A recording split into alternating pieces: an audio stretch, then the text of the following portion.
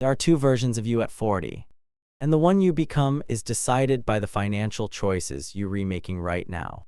Every financial decision you make in your 20s and 30s is quietly shaping two completely different futures at the same time. Most people don't realize this because the consequences are invisible in the moment. You don't wake up one morning suddenly financially secure or financially trapped. You drift there slowly, through ordinary choices that feel harmless when they remade. One version of you arrives at 40 feeling cornered, stressed, and constantly behind, wondering how time moved so fast without anything to show for it. The other version reaches the same age with stability, options, and a sense of control over their life. These two outcomes aren't separated by luck, intelligence, or background. They're separated by patterns of behavior that compound quietly over years.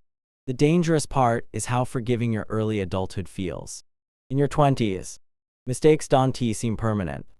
Debt feels manageable. Savings feel optional. And time feels endless. Missed opportunities don't hurt yet because there's always a sense that you'll fix things later. That false sense of flexibility encourages complacency. Small balances roll over on credit cards. Investing gets postponed. Lifestyle upgrades feel earned. And planning gets replaced by hope.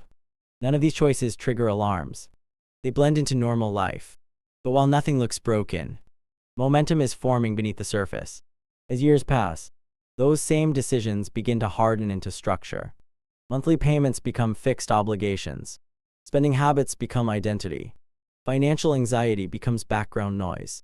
The version of you headed towards stress doesn't arrive there because of a single catastrophic mistake. They arrive there because they never consciously chose a direction. Money flowed in and out without purpose, guided by convenience and emotion instead of intention.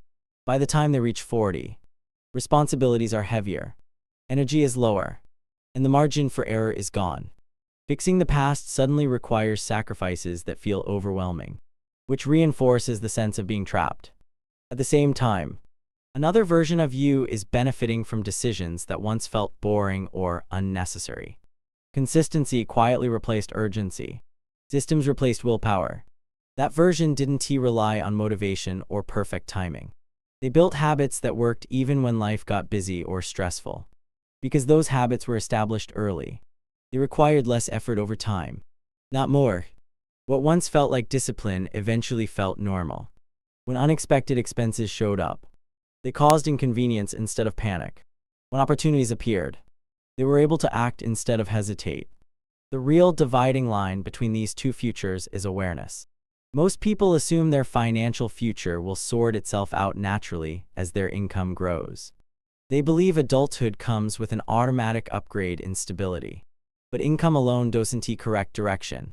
Without conscious choices, higher income often just fuels higher expenses, locking people into more complex versions of the same problems. The illusion of progress hides the absence of control. You can look successful on the outside while being financially fragile underneath. Time amplifies whatever direction you're already moving. When decisions align with long-term stability, time becomes an ally that quietly multiplies effort. When decisions are driven by short-term comfort, time becomes a multiplier of stress. This is why two people with similar incomes and similar opportunities can reach 40 in radically different positions. One feels like life is happening to them. The other feels like they're re-steering. The uncomfortable truth is that no single moment defines this split. There is no dramatic crossroads where one choice saves you and another ruins you. It's the accumulation of ordinary decisions made without drama or urgency. The reason this matters now is because time doesn't announce when it stops being forgiving. One day you simply notice that catching up feels harder than it used to. And by then, the gap between the two futures has widened. The most powerful realization is that both versions of you are being built simultaneously right now. Every choice strengthens one and weakens the other. There is no neutral path. Even inaction is a decision with momentum. The future you become is not waiting to be discovered. It is being constructed quietly, daily, by choices that feel insignificant but aren't. Turning 40 is not just a symbolic milestone. It represents a shift in how time, responsibility, and consequences intersect. For most of life, especially in your 20s and early 30s. Time feels expansive. There is always another year to recover, another opportunity to try again, another raise or promotion that might fix everything. But as 40 approaches, time begins to feel heavier. Decisions no longer exist in isolation. They stack on top of family needs, career pressure, and physical limits in ways that are impossible to ignore. By the time you reach this midpoint, life is no longer just about you. Children, partners, and aging parents create layers of responsibility that demand financial stability. Expenses stop being optional or flexible. Medical costs rise, housing costs increase, and career expectations intensify. At the same time, energy is divided across more roles, leaving less room to recover from poor planning. This is why 40 functions like halftime. The score on the board reflects everything that happened before, and the second half will be dictated by the position you are already in. Many people drift into this phase without a coherent financial structure. Their income may look respectable, but it is consumed by obligations they never intentionally chose. Monthly payments define their lifestyle. Debt determines their stress levels.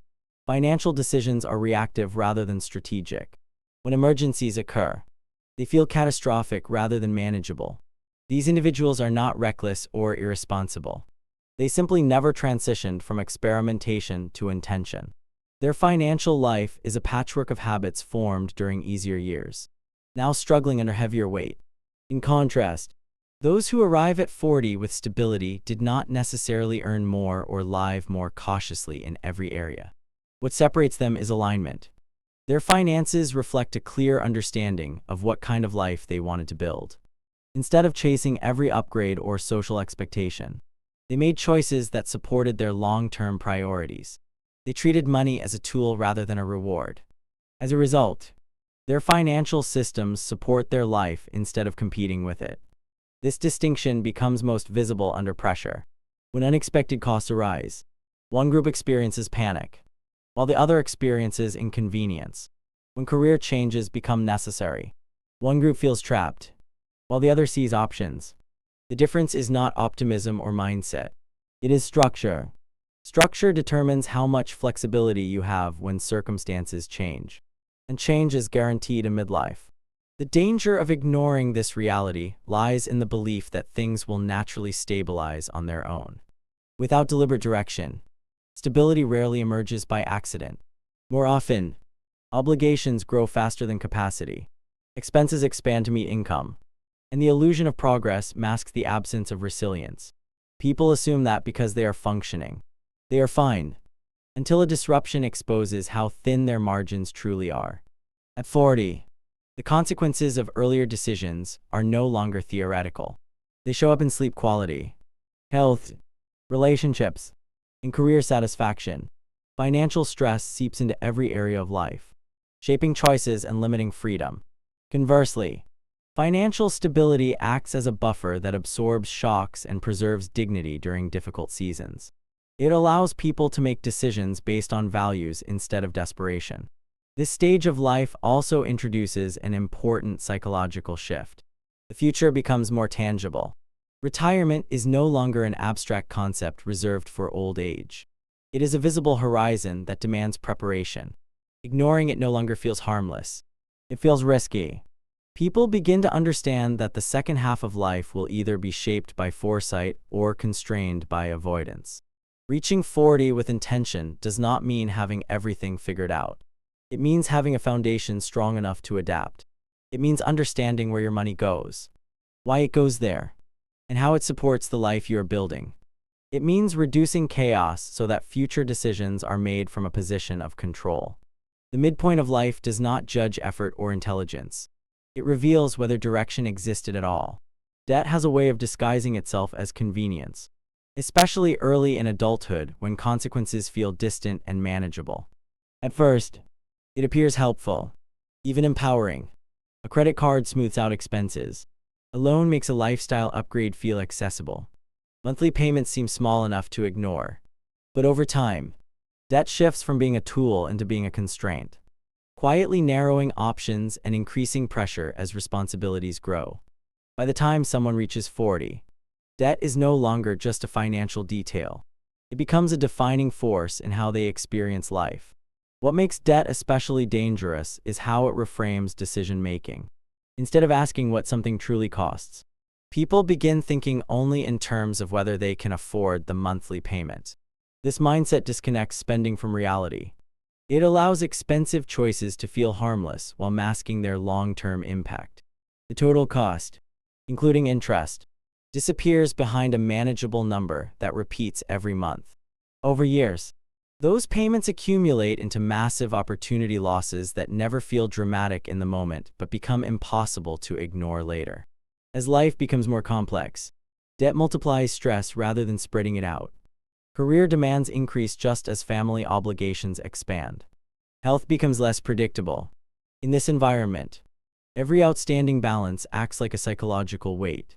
Even manageable debt consumes attention and energy. It reduces flexibility, turning what could have been strategic decisions into forced ones. People stay in jobs they dislike, delay meaningful changes, and avoid risk not because they lack ambition, but because debt has removed their margin for error.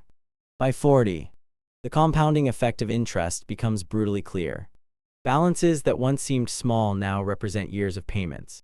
Money that could have been invested, saved, or used to create stability has instead been siphoned away to serve as past choices. This is not a moral failure. It is a mathematical one. Interest does not care about intentions, effort, or circumstances. It rewards early discipline and punishes prolonged avoidance with equal consistency. At the same time, credit plays a paradoxical role. While excessive debt limits freedom, a strong credit profile enhances it. Credit scores function as financial reputation, influencing access to housing, interest rates, and even employment opportunities. By midlife, a well-established credit history becomes a powerful asset, lowering costs and expanding options. The difference between mediocre and excellent credit is not cosmetic. It translates into tens or hundreds of thousands of dollars over a lifetime. This makes credit management less about borrowing and more about positioning. The challenge lies in holding these two truths simultaneously. Debt should not dominate your life, but credit competence is unavoidable in modern society. Reaching 40 with control means having eliminated consumer debt while preserving a track record that demonstrates reliability. It means using credit intentionally rather than habitually. Those who achieve this balance experience a sense of calm that others mistake for luck. In reality, it is the result of years of consistent behavior that aligned short-term restraint with long-term advantage. When debt lingers into midlife, it amplifies every challenge. Job loss becomes terrifying instead of manageable. Family needs trigger anxiety instead of planning. Even small disruptions feel existential because there is no buffer. In contrast, those who enter their 40s without consumer debt experience a psychological shift. Money becomes something they direct rather than something that controls them. Decisions feel lighter. Trade-offs feel voluntary rather than forced. This freedom does not come from extreme frugality or deprivation. It comes from recognizing that debt is not neutral. It shapes behavior, limits choices, and taxes future income. Removing it is not about perfection. It is about reclaiming control. By 40, the goal is not financial brilliance but financial clarity. The absence of debt and the presence of strong credit create a foundation where effort finally compounds in your favor instead of being siphoned away by interest. Financial security in midlife is less about how much you earn and more about how well you can absorb disruption. No matter how carefully life is planned, unexpected events are guaranteed. Jobs change, industries shift, health issues arise, and family emergencies appear without warning. The difference between financial stability and financial panic is not optimism or resilience alone. It is liquidity. Cash reserves act as a buffer between chaos and catastrophe, allowing time and space to respond rather than react. In early adulthood, people often rely on flexibility instead of preparation. When responsibilities are light, problems can be solved with improvisation. Extra hours can be worked.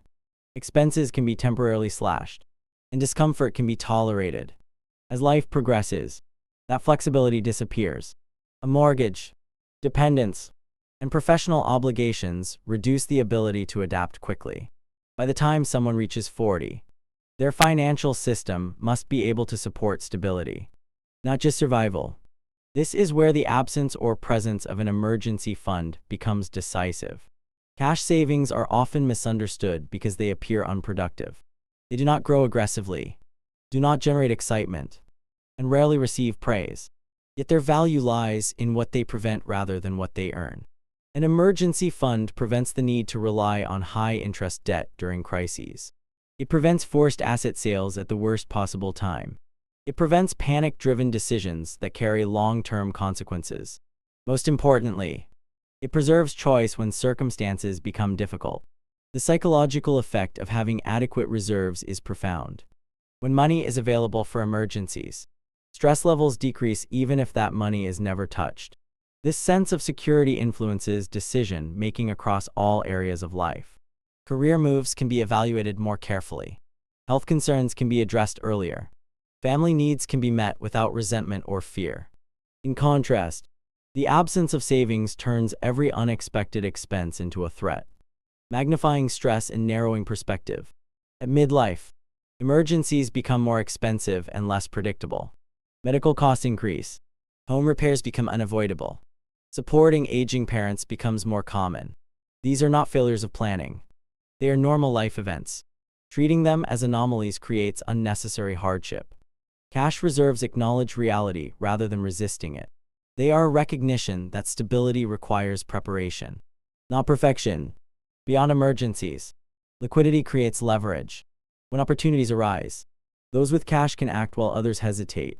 This applies to career transitions, investments, or personal growth decisions. The ability to say no to unfavorable conditions is often more valuable than the ability to say yes to opportunities. Cash provides that power. It transforms fear-based compliance into choice-based action. At this stage of life, savings also serve as emotional insulation. Financial stress erodes relationships, focus, and health. Even strong partnerships suffer under constant money pressure. An emergency fund reduces the frequency and intensity of these stressors.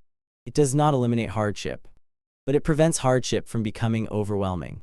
This stability compounds over time, improving quality of life in ways that are difficult to quantify but easy to feel. Importantly, cash is not an investment strategy. It is a risk management strategy. Its role is not to maximize returns but to minimize damage. Treating savings as inefficient misses their purpose.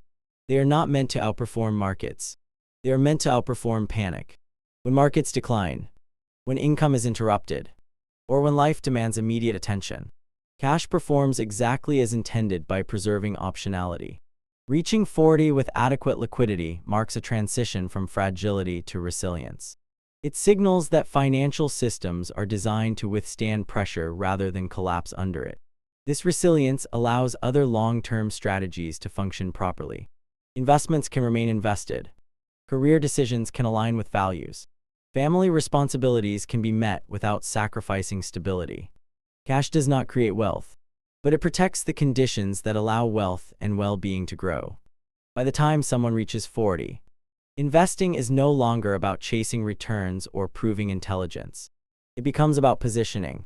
The goal is not excitement or bragging rights. It is inevitability. Having at least 5 times your annual expenses invested by this age creates a powerful shift in how the future unfolds. It changes retirement from a distant question mark into a predictable outcome. This milestone represents the moment when time, rather than effort, begins doing most of the work. The reason this threshold matters is compound growth. Money that is invested early does not simply grow in a straight line. It accelerates as gains begin to generate their own gains. What feels slow and unimpressive in the early years becomes dramatic later, even without additional contributions. This is why two people who invest similar amounts can end up with vastly different outcomes depending on when they started. Time is not just a factor in investing. It is the dominant force. Reaching this level by 40 creates a condition where continued contributions become optional rather than essential. Even if income stalls, priorities shift, or life demands take precedence, the trajectory remains intact. The investments already in place have enough momentum to carry forward. This is not about stopping work or abandoning ambition. It is about removing desperation from future decisions. When your financial future is no longer fragile, every choice becomes calmer and more deliberate. This milestone also changes the relationship with work. Instead of work being the sole engine of survival, it becomes one part of a broader system. People with this foundation can afford to prioritize meaning, flexibility, or balance without jeopardizing their future. They are no longer forced to maximize income at all costs. This freedom does not come from wealth in the traditional sense, but from independence from urgency. The simplicity of this approach is often misunderstood. It does not rely on predicting markets, picking winning stocks, or timing economic cycles. It relies on participation and patience. Broad market exposure and consistency outperform complexity over long periods. This predictability is precisely what makes it effective. While others chase novelty or react emotionally to market movements, steady participation allows growth to compound quietly in the background. Psychologically, this creates confidence that is difficult to replicate through income alone. High earners without invested assets often feel more anxious than moderate earners with strong portfolios. Income stops when work stops. Investments continue regardless. Knowing that money is working independently reduces pressure and improves decision-making. Fear-driven choices lose their grip when survival is no longer on the line. At 40, this level of investment also acts as insurance against uncertainty. Careers change faster than they once did. Industries evolve. Physical stamina shifts. Having assets that do not depend on daily labor provides continuity in a world that rarely stays stable. It smooths transitions and absorbs shocks that might otherwise derail long-term plans. Importantly, this milestone is not about excess or luxury. It is about coverage. 5 times annual expenses is not a number designed to impress. It is designed to protect. It represents the ability to meet basic needs in the future without relying entirely on future effort. That protection compounds alongside the assets themselves, growing stronger with each passing year. Those who reach this point often describe a subtle but profound shift in outlook. The future feels less threatening. Decisions feel less rushed. There is space to think beyond survival and consider fulfillment. This is the quiet power of compounding done correctly. It does not announce itself loudly, but it reshapes everything that follows. By establishing this foundation before midlife, the second half of adulthood becomes a period of refinement rather than repair. Instead of scrambling to catch up, energy can be directed toward building a life that aligns with values. Compound interest does not just grow money. It grows options. And by 40, those options begin to matter more than anything else. If this hit close to home and you want more videos that actually help you build a stronger future, tap here and watch the next one. Your future self will thank you.